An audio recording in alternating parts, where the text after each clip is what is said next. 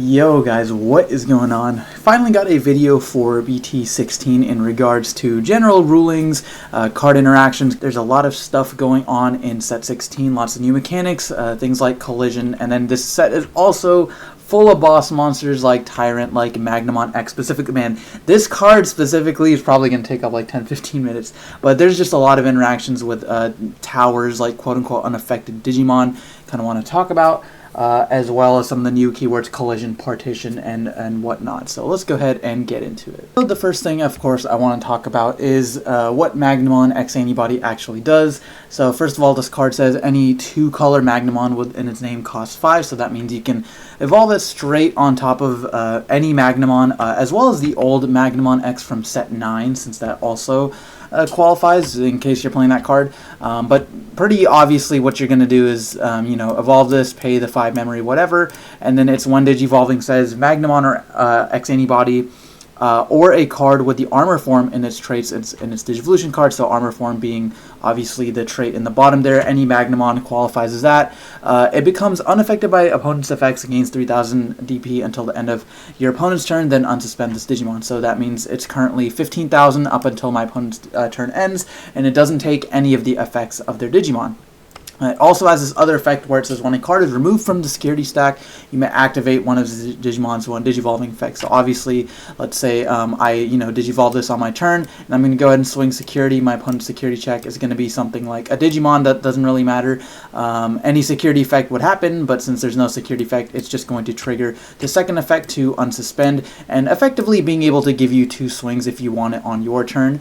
The counter to that is something like this. If, like, let's say I've got 1 security here, let's say I pass to my opponent, they're at 3 or something, and then currently this Magnamon is still 15,000 unaffected until the end of their current turn. They're gonna go ahead and swing. I'm not gonna block. I'm gonna let that security go through.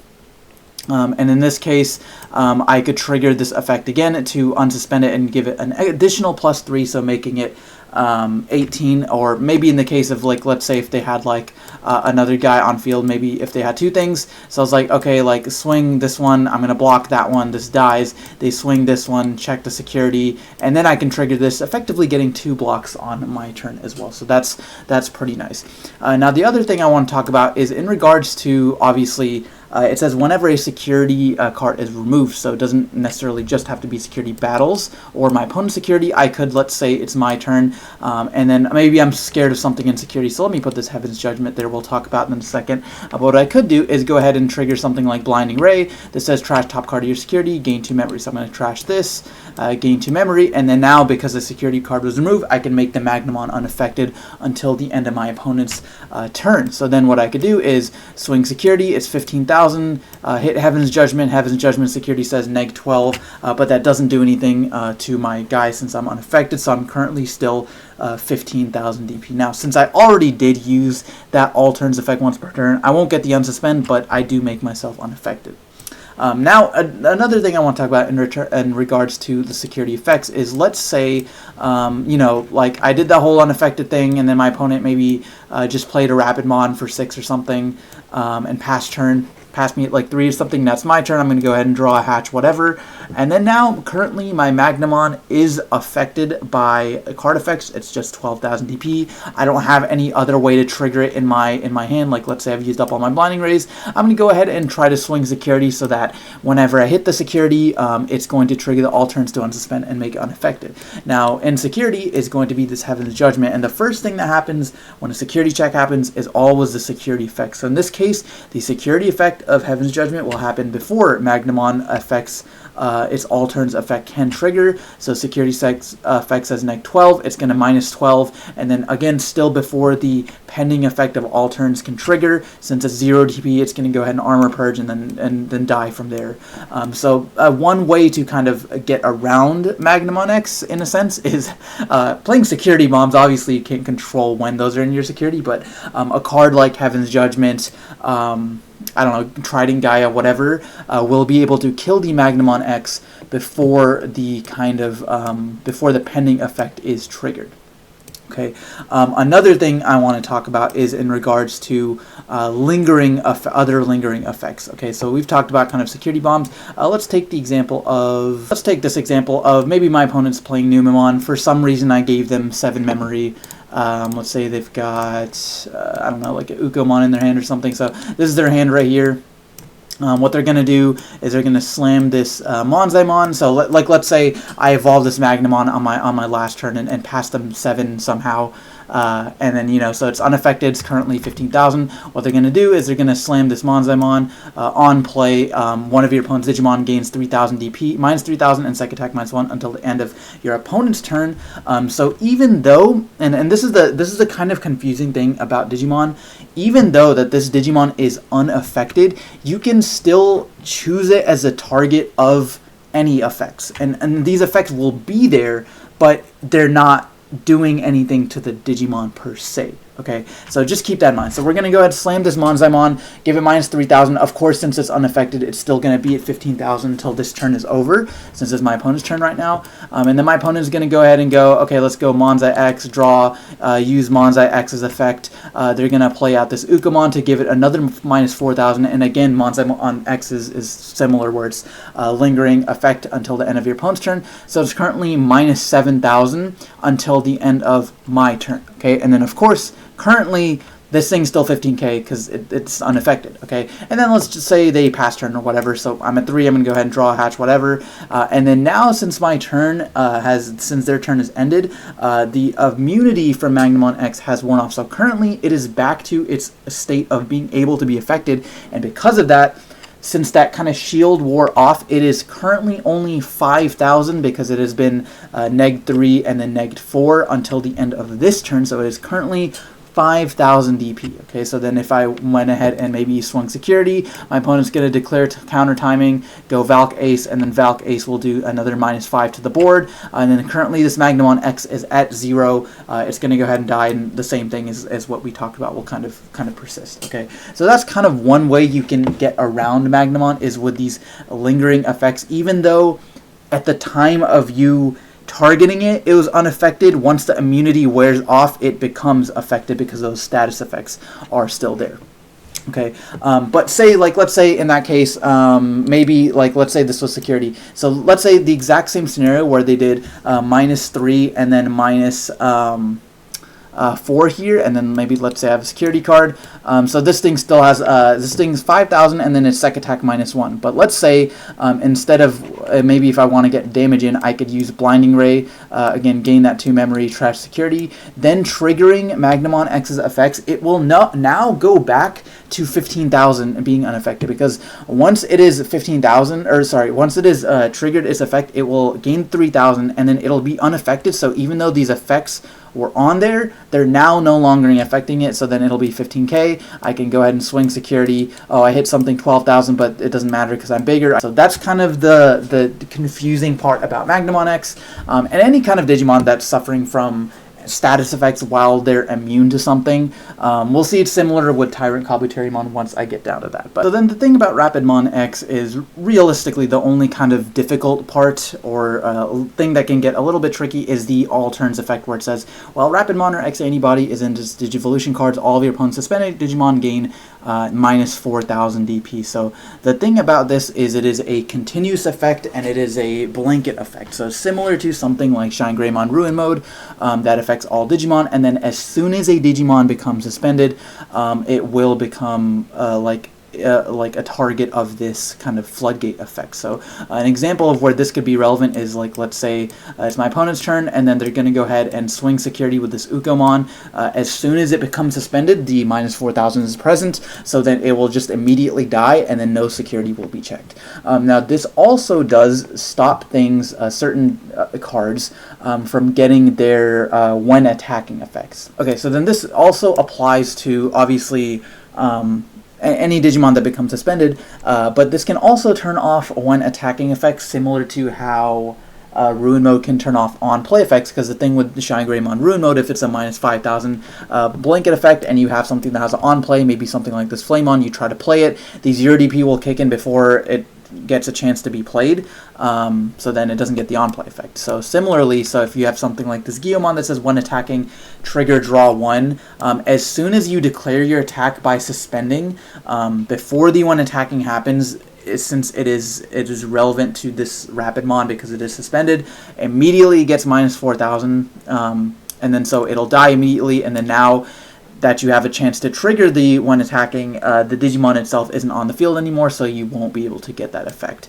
Now, if you have something, say, that requires a Digimon to be played or requires a certain action to happen, Rapidmon doesn't necessarily negate that action from happening. Take this guy, for example. It says, when your red Digimon attacks a player, draw 1. Okay, so if I go ahead and swing security with the Guillemon, immediately before the one attacking, Rapidmon's effect will kick in, this will die, and then I won't get that one attacking. But at the same time as that one attacking, this basically met its condition because a red Digimon did attack a player, I do get to draw 1 off of this Muchamon. It's similarly to if there's a card, I don't know of an example off the top of my head, but if there's something that says like when you play a Digimon gain a memory or something, you would still get the memory if it was being played suspended, something like this Agunimon. So let's say I go ahead and swing security with this Agunimon, it dies to security, I get the on deletion to play a Flamemon suspended, so it'll go ahead and die. It'll play the Flamemon suspended, but immediately the Flamemon will die because of Rapidmon's effect, so it won't get the on play. But if there was some card that says like, oh, when you play a level 3 Digimon gain a memory, you could trigger that effect. I can't think of an example off the top of my head, but my point is something like Muchamon still works because of the fact that it's seeing the Digimon attack the player, and so that condition is still met even though it dies immediately. The only thing that won't trigger is something like a one attacking effect. So then the next kind of mechanic I wanted to talk about was the collision mechanic. This has been introduced into BT16 with the Doramon line, and so all of these effects say like during this Digimon's attack, all of your opponent's Digimon gain blocker, and then your opponent blocks if possible. So the first thing I want to talk about is this is a kind of this is a passive effect, right? So it's think of it as a continuous effect as long as this Digimon's on the field. This applies. If it gets removed in any way, it doesn't apply. So that's kind of why every single Digimon in the line has it, versus just like it being like an inherited effect or gaining for the turn or whatever. And then the way this card reads, this effect reads, is that obviously it makes your opponent block, and the thing about that is it is affecting the player. So the kind of key example I want to talk about is, okay, let's say I had this board where I had this Magnamon or something, I was at 0, and then I gave my opponent 5 by evolving Magnamon X and then triggering its effect to make it 15,000 unaffected until the end of the turn, and so my opponent can't use any sort of effects on it whatsoever, okay? But then let's say they've got this stack with the Doragoramon. It's currently +1, +2, 14,000, and then they're going to go ahead and use a Zubagon Punch. I mean, this is irrelevant, but it's just basically, I'm just saying it's bigger than the Magnamon X. That's the important thing. So they're going to use this effect, boosting its DP, and then Doragoramon is going to swing, and then as soon as it swings, during its whole attack, kind of that period of it attacking, all of my Digimon will gain blocker. Now, that part can't affect Magnamon X because it is unaffected, so it cannot give Magnamon X an instance of blocker. However, it can make me block with Magnamon X because the way its word is it's affect the player. So as soon as this attacks, I do have to block with Magnamon X despite it being unaffected. So in this case, let's say this is 1, 2 plus 5, 17, so it's going to be bigger. I'm going to block, and then I can go ahead and armor purge, you know, reverting back down to a Magnamon, and then this actually doesn't trigger the other effect because nothing was deleted. But anyways, my point is collision can kind of get through Magnamon X if that's what you're looking to do. But however, if I did have another Digimon on field, like let's say I just had like Rapidmon or something, this isn't a blocker, but as soon as my opponent declares an attack as security, this now gains blocker, and so because I've got multiple guys I could block with, I can choose which one to block is the thing. So maybe in this case I just want to block with Rapidmon, I'll just let it die or whatever. I guess in this scenario that'd be pretty bad. Maybe it's got something underneath it, so I'll just block with it, whatever, armor purge. and then that's that, and I don't have to worry about this Doragormon anymore. Okay, so let's say this is like a ultra specific example, but I just thought this might be interesting. So let's say my opponent has resolved Zephyrmon last turn, and so they're giving plus 3,000 to security. They have a Zoe on field, so their security is plus 6,000 right now. Okay, so let's say it's my turn, and then I'm going to go ahead and Fire Rocket my Magnamon X. I'm giving it plus 1 sec attack, and I'm going to go ahead and swing security. And then I'm going to hit Susanomon, which is currently 21k. It's going to trigger the all turns effect of this to unsuspend, giving it plus 3,000, and then it's going to Armor Purge because it's weaker.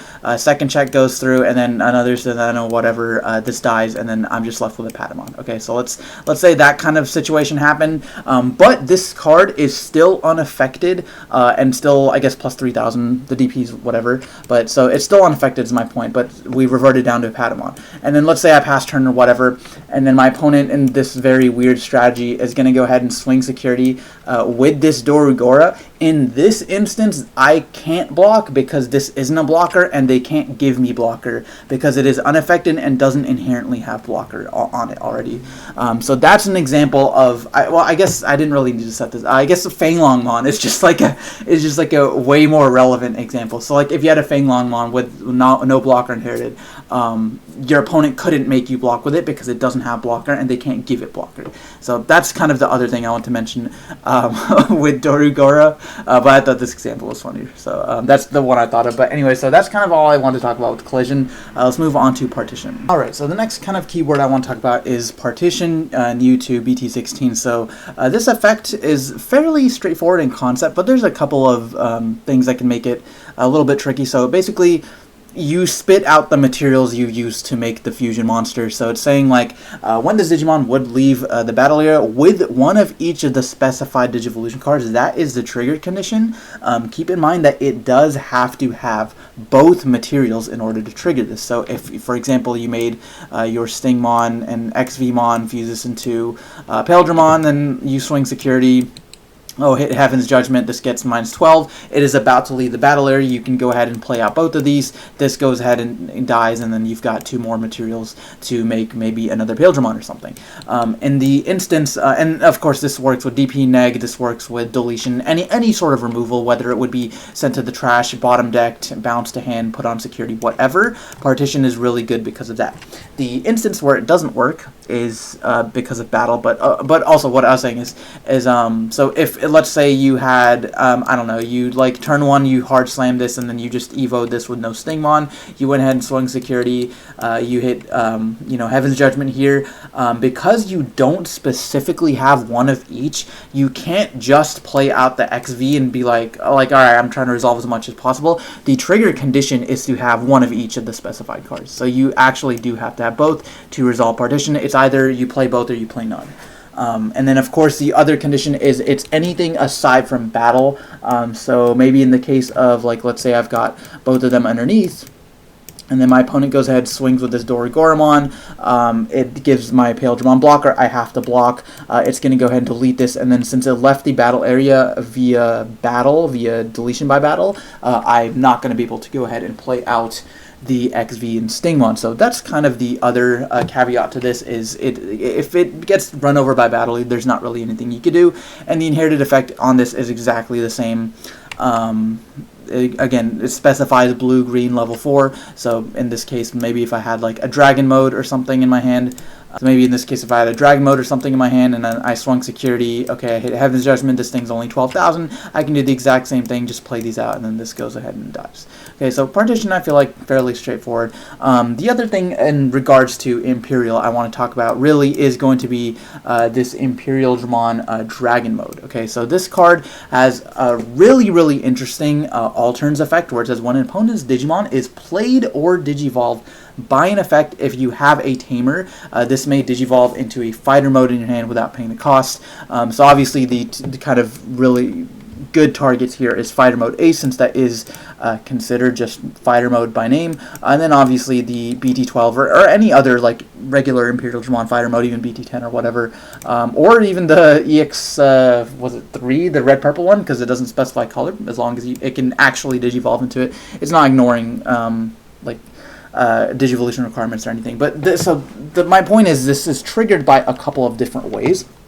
There's one thing you could do is if your opponent has, like, let's say they've got defense training on board or any sort of training, and then this says, like, let's say their hand, get this out of here, their hand is something like they've got a stack here, and then they've got, like, okay, I've got my, you know, this on field, I'm going to go ahead and trigger the defense training to go ahead and digivolve into the DinoBeemon here for reduced cost of, for 3, let's say they're 3, they go down to 2, I guess, because it costs 1, and then any on digivolving effects would happen first since it's their turn, but then since it doesn't have any, I can go ahead and use the dragon mode effect to go ahead and digivolve into either this fighter mode or this fighter mode, depending on which one I want to do. This one's pretty disgusting, being able to just bottom deck anything, so it's really good in that case. So it works against trainings is the first thing I want to point out.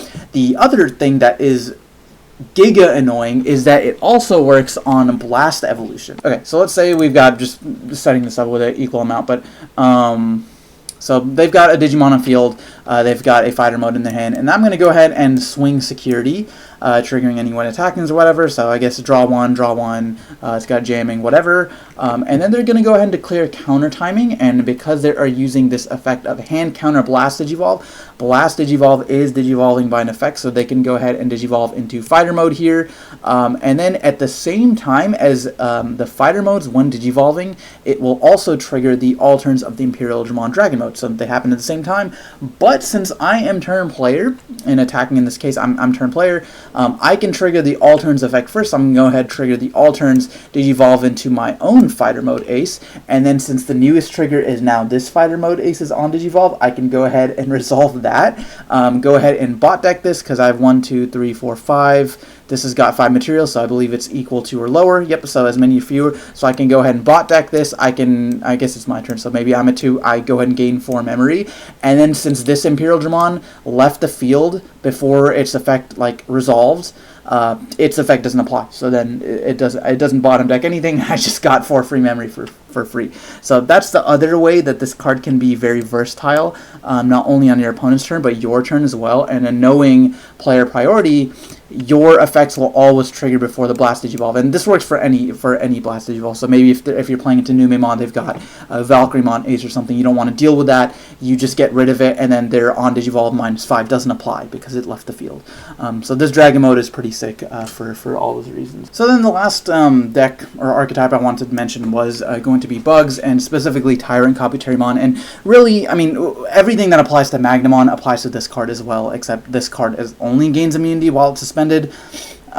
So for example, if your opponent had resolved the Magna X, and again, I don't know what deck they're playing to where this is their field, but let's say they resolve this, done -6,000 on my Tyrant, obviously it's unaffected, and then they pass turn to me, and then as soon as I become unsuspended, I am going to only be 8,000 here because this effect is active, but then as soon as I swing, I'm going to lose the DP minus and then go back to 14. So again, lingering effects work the exact same way.